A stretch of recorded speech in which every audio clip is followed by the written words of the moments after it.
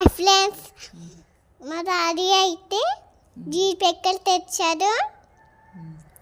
ఆ విధంగా Jack fruit కూడా తెచ్చాడు. మార్కెట్లోని మ్యాంగోస్ ఉంటాయి. ఫ్రూట్స్ కానీ తినాలి,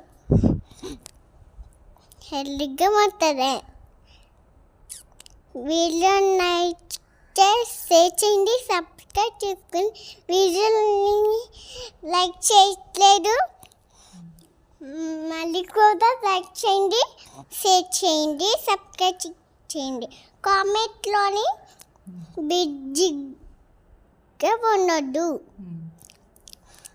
మ్యాంగోస్ ఖచ్చితంగా తినాలి. Thank you for watching. Bye.